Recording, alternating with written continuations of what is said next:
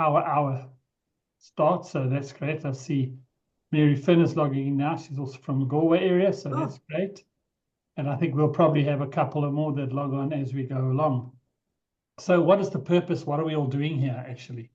So the purpose is to have one of these meetings or one of these seminars sessions every 2 weeks, where we get one of our partners who can actually tell us about what they do, what industry they focus on, how they engage Better Place to Work in what they're doing, where they have problems, where they don't have problems, if they talk about motivation or something, to share that information with us so that we can work together and we can start to understand one another better.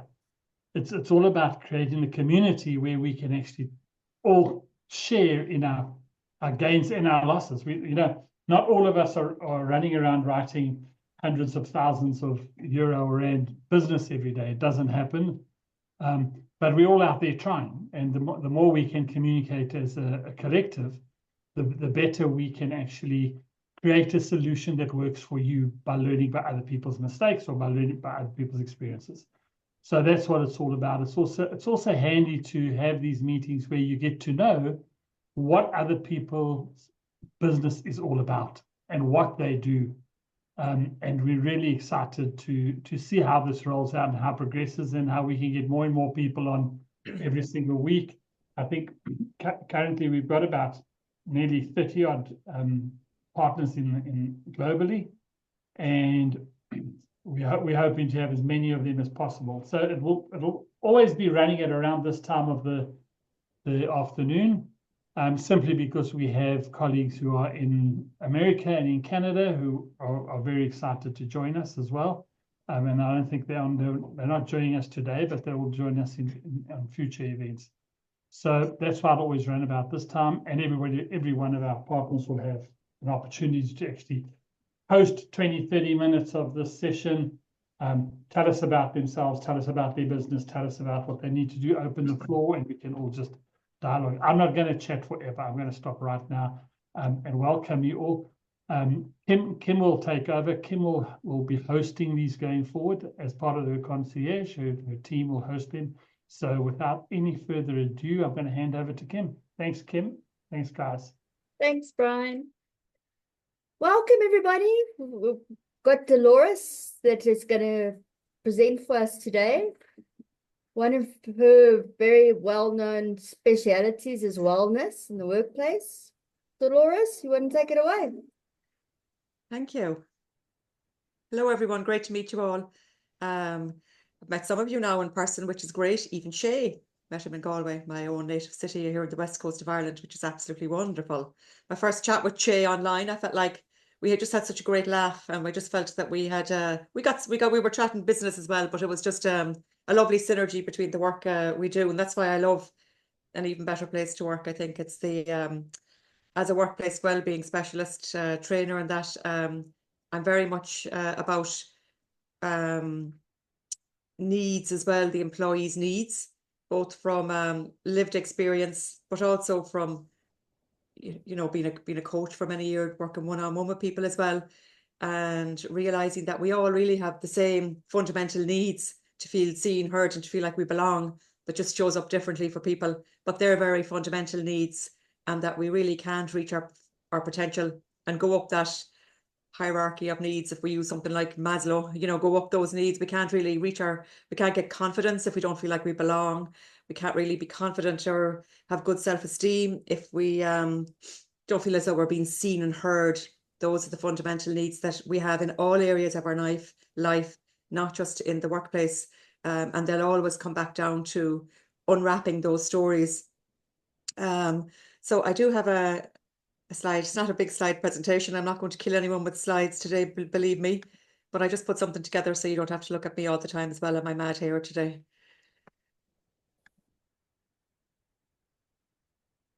So you can let me know if you can see that okay. Perfect. So that's me, yes. A workplace wellness specialist and a life coach, supporting companies of higher productivity through better employee engagement, as I said. So I mentioned already about it being very needs-driven culture. hugely where those things like communication and aligning ourselves and our own personal goals with the objective of a company, because that's then where we feel like we belong, when we, there's not all this underlying stuff going on. And like the no moan, as the lovely leaflets that Orla and Brian and Shay have, it's not a no moan zone. When one person starts to complain about something, it has a ripple effect. Similarly, when someone says something positive, it has a ripple effect. So really about, having those needs of the employees met. And sometimes these can be really simple practices we can put into place. I don't really have a script here today, so apologies if I go off on tangents. But it's like companies don't have to do big, huge wellness initiatives and play lots and lots of money unless they want to. But sometimes it's the small things that really help. And like that, letting employees know that they're seen, heard, and belong. Those three things I'll come back to always in all the work I do. And of course, the word inclusivity. And I will speak about that a little bit more in a short while. And one thing that people will say to me, and it's a reason I talk about it and say it, because I didn't know the answer, I suppose, when I started off. I was working one-on-one with people for a lot longer than I'm doing training in the workplace. But it's that, like, well, how in the name of goodness can we possibly know everyone's needs? But it's not about that, really. Like, you don't have to, and managers don't have to, they don't have the time, HR departments don't have the time. Nobody has to know everyone's business, but we just create a culture. Whereas what's a culture? That invisible atmosphere that permeates everything and that sets the boundaries and what's expected, etc. And by having a culture that lets people be seen and heard, really, that's then when you have you are creating the atmosphere that allows people to know that they can be seen and they can be heard, even if what they ask for might not be met. Sometimes I was in law for 20 years, believe it or not. And a lot of the time when people sue someone, it's because they weren't heard. So, it's that you go into a shop, you buy something, it breaks, and you go back in and you might be quite annoyed, you might be angry, or whatever emotion you have. And you meet someone, and if they meet your need, which is to be heard, and if they say something like even as simple as, okay, I understand, let's see what we can do for you. I think sometimes goes down in us, it's like that we've been heard. We might not get a new television or a new fridge or whatever, but we feel as though the person is trying to meet us halfway, and that is a need as well. And it's the same sort of a thing, as I say, in all parts of our life. So when a company, has proper culture, no, I shouldn't say proper, sorry, but when the culture in a company is that kind of like, is set up, and it doesn't say have to be big grand gestures, set up in a way that the employees know that there is that outlet for feedback, for having their voice heard. They might know from policies or from other people hearing what goes on at other meetings that, it's a two-way street. If what they want isn't in alignment with the company's overall goals, well, perhaps it's not going to happen, but at least they feel they've had that say in the conversation. What does that do? Of course, it builds boundaries as well. They always say children too love boundaries, believe it or not, because a child knows then how far they can go, even though they always try to push our buttons. If you have children, maybe your children are all perfect and don't do that. But I certainly have two sons who know which buttons to press in me. So again, it's expectations, what they know mama let you get away with. And beyond that, then she'll start, So it's the same thing when we come to, it's the same sort of a story when we come to a culture as well. There are boundaries in place. If your need isn't in alignment with everything, completely off the chart with the company value, then it won't happen, but you've had your say. So that empowers teams to thrive, which, at the end of the day, people are in business to make money. So what does that do? It leads to measurable improvements in engagement, retention, and profitability. So I suppose I'm partnering with Brian and Orla for probably a little over a year now. So I'm just going to show, I was a slow starter as I kind of tried to find my feet and have a look around, and kept losing my password and going back in and finding it again, which probably showed up in my reports. She's looking for another password again. But so it's, I'm really, I suppose trying to find my feet in it as well. But I've used it in some ways, and I'm going to share three of them. I think it is, two anyway, and one that's in the pipeline for the future. how I have used it in different industries. And the first one was with AI. So I was invited to be a guest speaker for the public sector marketing institute's professional diploma in AI for public sector marketing. So the reason I was asked to do this is because Joanne, the lady that runs this, she says she loves when I start talking about company culture and that, because she says your passion just oozes from you. And I need to get you on because, you know, and the reason I suppose I was doing this in the AI is it's like AI is here to stay and it's absolutely wonderful, but there are a lot of people that, you know, it will affect change, let's say, and change can bring fear. So my role in this conversation was, because these were public sector companies that were on doing her professional diploma. So, you know, it's all very well, there are marketeers and we can market and we can market and we can sell and we can sell. But again, if all of the departments and if the company culture is not there to bring it all together, then, and if the needs of the employees are not being met while something new like AI is being brought into a company, then we can have disengaged employees, because we never know what's going on in someone's life. I can't remember what slides I put in. There you go. We're creating psychological safety for AI. So I use this kind of a model. As you can see, it's kind of based on Maslow again, but I just kind of put in some AI prompts. So it was how to build, my talk was about how to build psychological safety while rolling out AI into a workplace. So again, understanding that we don't always know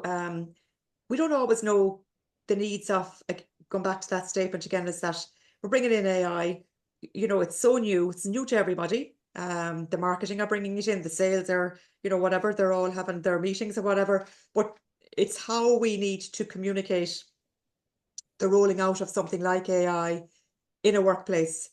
And that's where I saw the use of the mood at work, let's say, would be a great fit, so that public sector companies could actually assess the needs of their employees with the rollout of something like AI, and to see how they felt. So it was just it was a way to see again where, again, it's like, because the tool is about are my needs being met, not, it's nothing to do with AI really. It's like, are my needs being met as this rollout is coming in?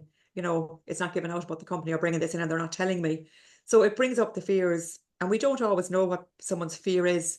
And I used an example of a hypothetical person, let's say John, and John was afraid that when AI was coming into the business, he was afraid he'd lose his job.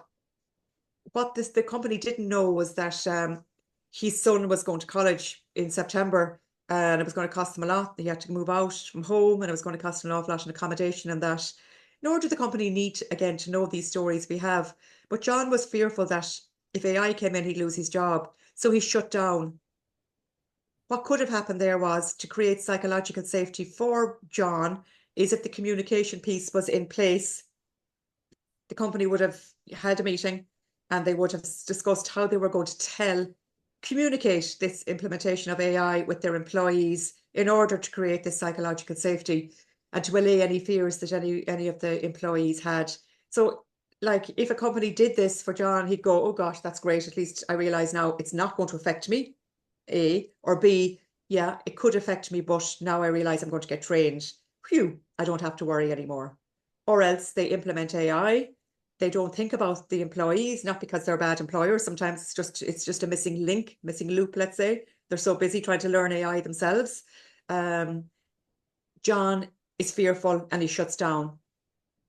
He's a disengaged employee, part of the huge statistic of employees who are disengaged.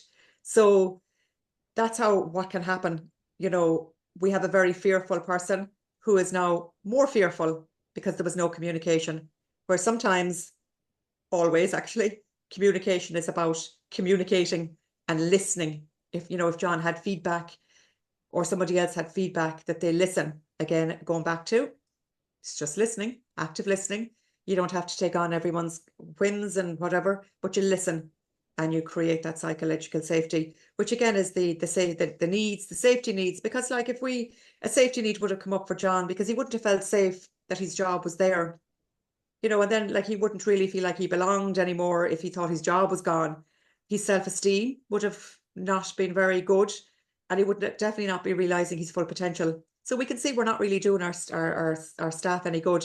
So that's why I saw the route of rolling out the mood at work, or a needs-driven approach in a business, in, you know, for AI or other new technologies. So I went down that route with them.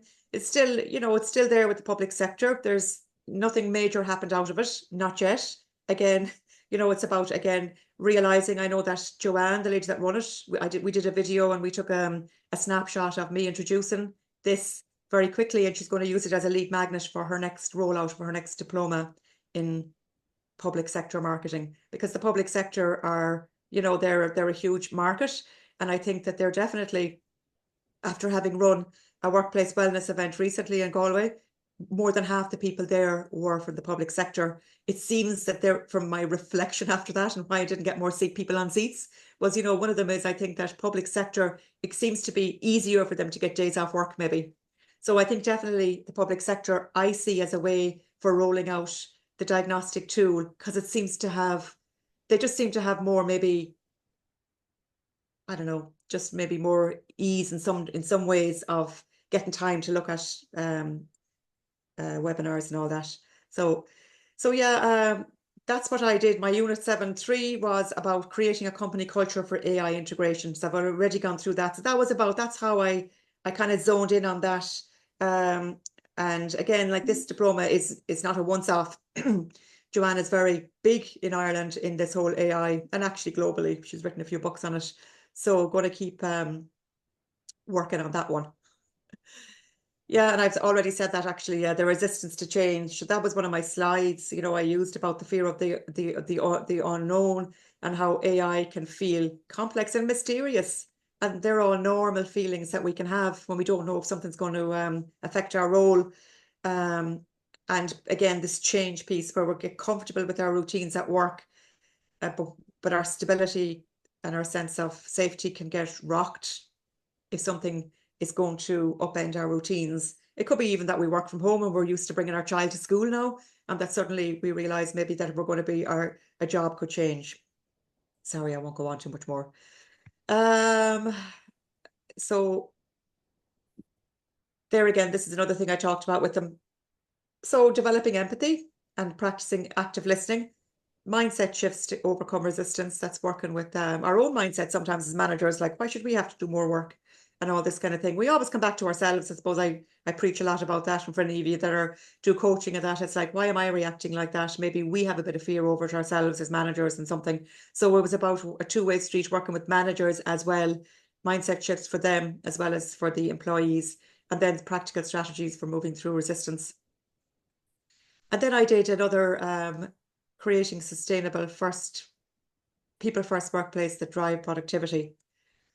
So this was about sustainability. So that's another area that I'm going a lot into, because I'm involved in a subcommittee of the Galway Chamber of Commerce here, the Sustainability Committee. And it won't affect all of you, but there's these ESGs, which is a new European directive that's come in to make reporting on sustainability something that's actually required by law. Now, there has been some changes recently around it.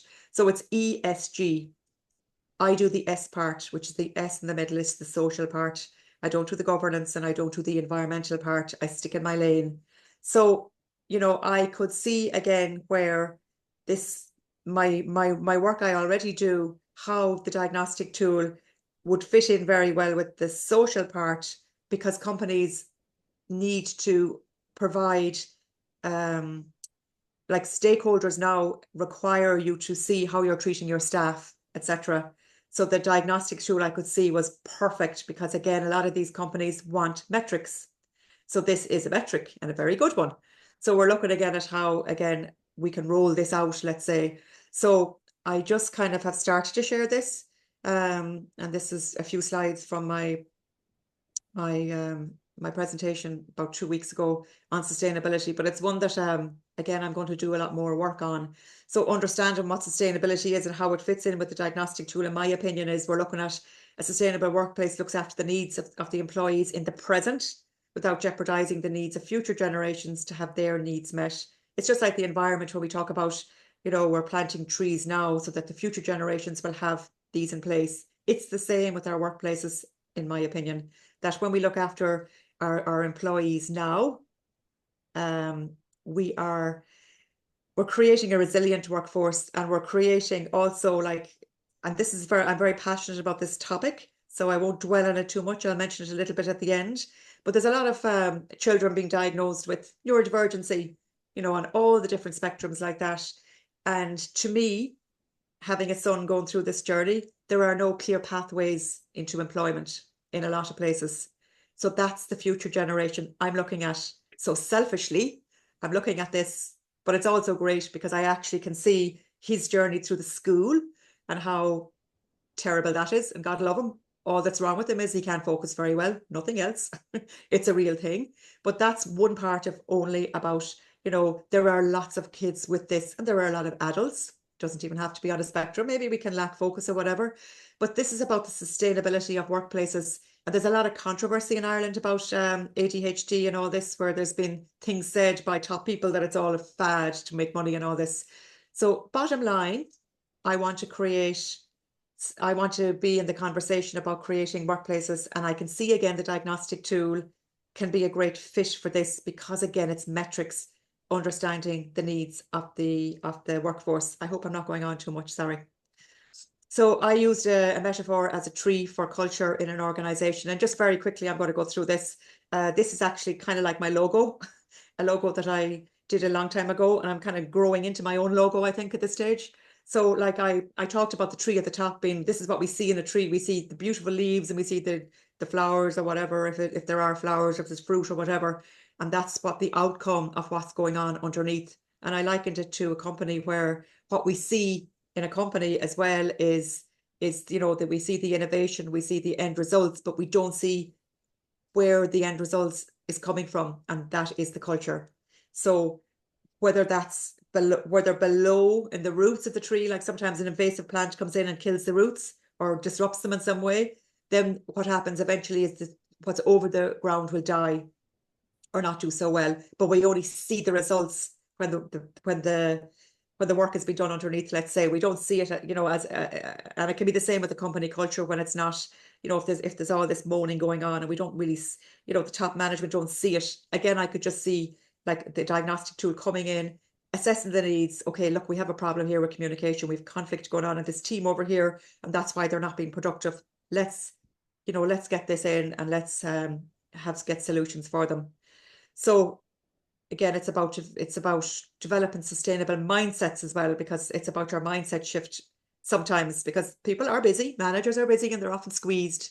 HR people are busy, but sometimes it's about changing the mindset to build foundations which are at the heart of people. Very quickly here, actually, I won't even go through it probably. It's just, again, I've said it all anyway. I just kind of went healthy versus unhealthy ecosystems, and I've kind of paired it off with nature there about, and I've said it there anyway, how when we have a thriving root network where everything is doing well, but then when we don't have a thriving network, how it can pan out like as fear, exclusion, lack of accountability. And again, I talked about the fear. It could be bringing in AI, which is coming in everywhere. Fear even of asking, maybe someone is actually using AI because it makes their job easier, but they're actually not realizing that they're actually leaking out information into the whole metaverse or whatever it's called, because they're actually giving away information on the company because they're afraid to ask maybe for training on it or whatever.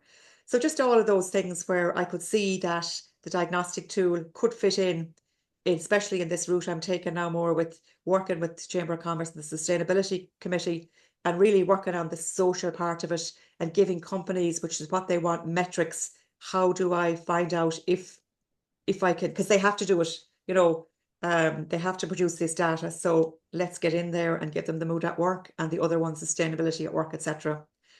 So again, I'm just put those in there. You know, I think that the diagnostic tool covers all of these. Values comes into it, because if you're not feeling valued, then, you know, that's a problem. And also the communication piece.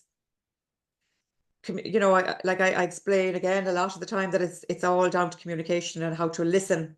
How do we listen effectively? And I think again, where you know, to find out the true needs of an employee, that we ask instead of assume. And as we know, the Better Place to Work are they don't assume. The questions are not as, they're not, what am I trying to say? They're not assuming anything. They're, again, it's what do I need? It's not like asking me something that what is my employer not doing for me? So it's a perfect match in my and this is how I shared it on a slide there at my recent again, or this is where I've shared it a lot of the time, showing how it's already in, you know, it's not something that's just born yesterday. I show some of the questions, and I also just showed the graph here as well as to, you know, how easy it is to see immediate results when using it. And what's next for me? Going to continue on sharing through the sustainability training. I have social sustainable training that I can either do online or in person anywhere in the world. And it will, of course, include, in the introduction anyway, showing them this is how you access your employees' needs. So that's something I'm concentrating on. And the second part is neurodiversity in the workplace, and working with Orla, Brian and Shay to develop a, fingers crossed, a neurodiversity in the workplace diagnostic tool, because it's going to be one of its kind, basically. And because I think it's such a big topic at the moment in Ireland, I think it's a great market to be ahead of the curve again, you know, in a way that this is how you do, because a lot of people don't understand what neurodiversity is, nor again do we all have to. I'm only on this path because I was blessed with a beautiful son who can't focus, and it's because he has a neurodiverse brain. So it's about, again, and it's also been driven by my passion to give these people, our future leaders, giving them a chance, giving them, just helping employers understand that it's not a big change. And Brian has already done up some wonderful questions, and it's all about that piece about the listening. So that is me in a nutshell, and just a few ways where I've used the diagnostic tool, and waiting for a big breakthrough. It'll happen one of these days, but delighted to be on board. And I just find the whole experience so supportive, which is absolutely wonderful. Thank you for listening to me, and thank you to Shay as well for coming over and speaking. He stole the show at my event in Galway. He was a magician as well as everything else. Who knew that? And he just blew everyone away. And there's a lovely piece of video at the end where everyone is going, yay! So we have to share that out more. Thanks for listening, guys. Thanks, Dolores. It was very interesting. Any questions from anybody?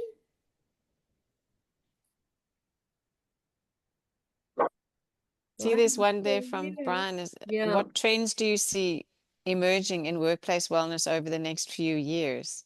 And how can Better Place to Work keep up? Brian, is that aimed at somebody? Is that aimed at Dolores? Okay. So you're up, Dolores. What trends do you see emerging, and are you reading the chat? Yeah, and like that too, you know, I think there's like I was on an AI webinar earlier. That's only going to explode more.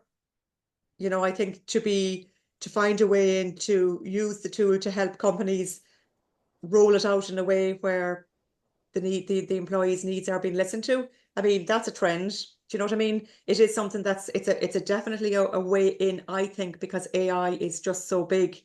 And I think the whole neurodiversity as well and sustainability, they're the ones that I kind of have honed in on as I see them as trends. I mean, the whole, you know, working from home bit as well, and the hybrid working. I don't know what it's like in the rest of the world, but a lot of companies are, you know, kind of making employees go back to work.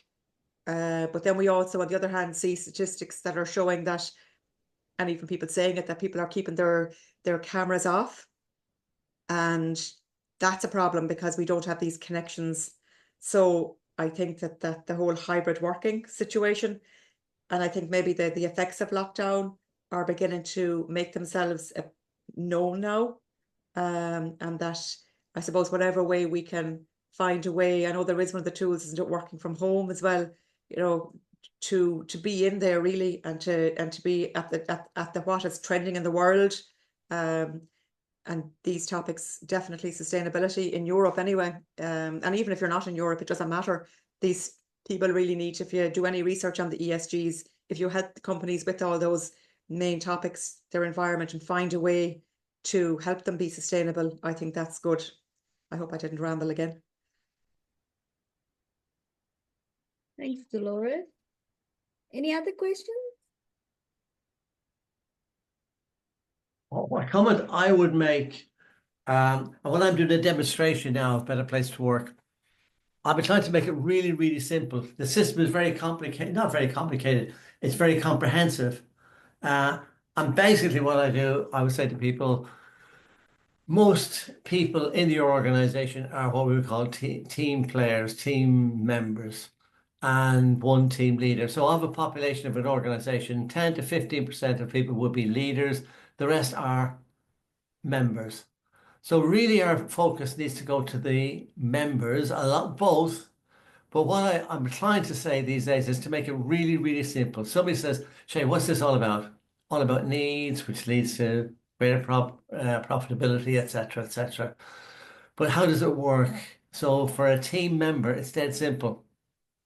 All I would do is invite them to complete the diagnostic. Takes 5-10 minutes, and that's all they have to do. Log into the system, change the password, complete the diagnostic, and they're done. 10 minutes of time. If I'm a team leader, log in, change the password, complete the diagnostic, and call the team together to have a little conversation or discussion about our scores. And that's it, 20 minutes. And we do suggest the team leader has a one-to-one with each team member about their needs based on that diagnostic.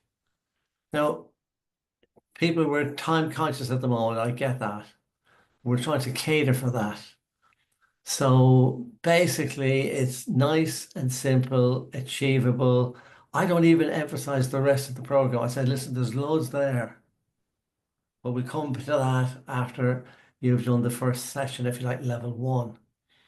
And I find that people resonate that because when they see how comprehensive it is, oh my God, this is loads of work for me. It isn't. The strap line that Brian and Orla came up with is we do everything, or you as well, Kim and Mackenzie, right? And I think that's a great strap line. We do it for you. And we had an example of that just this morning with Ebor Academy with over 1,000 teachers in this. And this is one thing he resonated with, as the person who's making the decisions about all of this. So just to share that thought, make it as simple, and keep the focus there until it actually gets embedded into the culture. What do you think of that, Dolores? Sounds great, Jay. Yeah, absolutely. And it is about making it simple. You're right. Because I think it's the way it populates so quickly. It is very simple to look at anyway. When you see the picture, it's simple. Yeah, it sells itself then. It does, and a picture tells 1,000 words. So yeah. And it makes your life easy of demonstrating the system. Yeah. And we have videos and all of that, by the way, if you did want to see how I run level 1, level 2, level 3, we can send those to you. Because that makes your job easy in demonstrating it. Dolores, there's another question in the chat. Might it be useful to provide incentives as a way to ensure sustainment of the new change? I don't really know the question there, sorry. Might be useful to provide incentives. Do you want to ask? I think let me jump in there while you're thinking, Dolores. I think, but let's see if you have a look at basically what we do as a business, there are incentives involved within the program for people to actually achieve better. When selling the program, if you're referring to selling the program, then there are obviously the advantages of being able to do some forms of complementary diagnostics. Those diagnostics assist in ascertaining the needs of your audience. And by addressing the needs of your audience and finding out what the needs of the audience are, it's much easier for us to be able to sell a solution.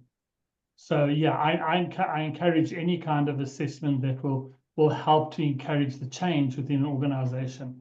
And that goes with having complementary diagnostics of some degree, small pilots or any kind of incentive whereby the customer feels that he's getting something for nothing.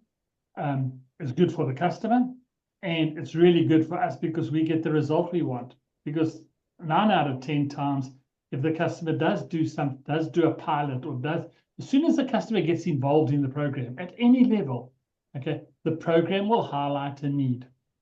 There's always a need, right? There's never ever been a company in the history of companies in the universe, okay, that has operated without an employee need, right? To what degree that need is a totally different discussion for another day. But there will always be a need. There'll always be one category or one indicator that highlights that there's an area of need. Even if that area is sitting at 4, okay, it's still a need if everything else is at 5. So what we need to remember is that Better Place to Work doesn't only look at the negatives, doesn't only say this is where you've got problems. It looks at everything, even the positives, says, wow, we can actually do better if we're already good. So if we're sitting at 5, well, you can still do better. So then we can work with the organization to address the 5s to make the 5s even better. So there's always a continual change that we do. And that's why we're so transformational, because it doesn't matter where you are on the scale, we can always make it better. Okay, and by doing something as a complementary, it highlights the need which we can address. I don't know if that answered your question. And I think, Brian, you highlighted a point there. This diagnostic, the way the questions are, they're asking whether your needs are being met in your team. Then you're not asked to comment about your boss and leadership style in this organization. It's saying, are your needs being met in this team? Why is in this team so important? Because if there is an issue, it lies within the team. Therefore, the solution lies within the team. And that's a big selling point, by the way. People love to hear that. Oh my God, this is not more work for me. We are resourcing people for them to move forward with Better Place to Work, or them to find. The other thing which might be useful is the distinction between personality tools and Better Place to Work. A lot of people will have asked me over the years, well, how does this differ to Myers-Briggs? How does this differ from Insights? How does this differ? Very differently. So things like the colors, Myers-Briggs, etc., they're great at helping us to understand what my needs are, be it blue, caring needs, red achievement needs, or whatever. But it doesn't tell us if those needs are being met. So there's no real outcome or development from that. So what Better Place to Work does, it gives you the solution. It tells you, so the personality tool tells us what color you are, what your needs are, and then Better Place to Work tells us what needs are being met, are your needs being met, and also the solution, as you know. It's 5% diagnostic, 95% solution.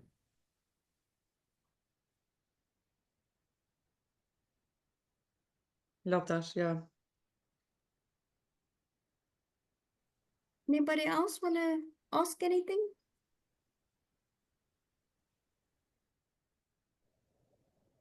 Okay, I'm going to wrap it up. Brian? Yeah, that's great. Look, guys, I think that was a great first one. Dolores, thank you very much for your time and your insights into what you do and how you do them. It's always good to know what our partners are doing out there, and how you actually fit Better Place to Work into what you actually offer your clients. And that's really all of us on here are all business people who own their own businesses or are doing their own thing, and have taken on Better Place to Work to plug it into what they currently do. So from a wellness point of view, AI, sustainability, the ones that you mentioned today, even this neurodiversity thing, which is really exciting at the moment, those are things that you focus around. And it's important for us as a business to try and give you as much help in your area of expertise as we can. And additionally to that, we have other people on the program today and other partners around the world who can get hold of you and say, hi, Doris, I'm sitting with a company that's got wellness problems. Could you come and do a webinar for me? Or, and that's what it's about. It's all about we're all partners. We all have our businesses. We all operate Better Place to Work. But if we don't network with one another, then obviously we're not using what we have on this forum to the benefit of all of us. And there's a lot of us who don't have, I don't go out and do anything, but I'm slowly but surely learning from other people what I should be doing, which making me more comfortable to actually take our product and our learnings to a customer, because I know that when they speak to me about wellness, I can say, phone Dolores. If they speak to me about staff retention, I can phone Doug in Canada, etc., etc. So that's what's important, and it's so great to see a couple of familiar faces out there and some new people, all the way from Cape Town to the UK, to Lesotho, to Galway. So we've got a good spread here today, and I hope that next week's is even better. Thank you for your time. Kim, do you mind just telling us who's going to be up next? And then I think we can shut it down. Up next on the 27th of May, so in 2 weeks' time, we have Douglas Brown from Canada, who will be speaking on staff retention. So that should be an interesting session as well. Dolores, thank you very much for your time. We really appreciate it, and I think we all learned a lot from you today.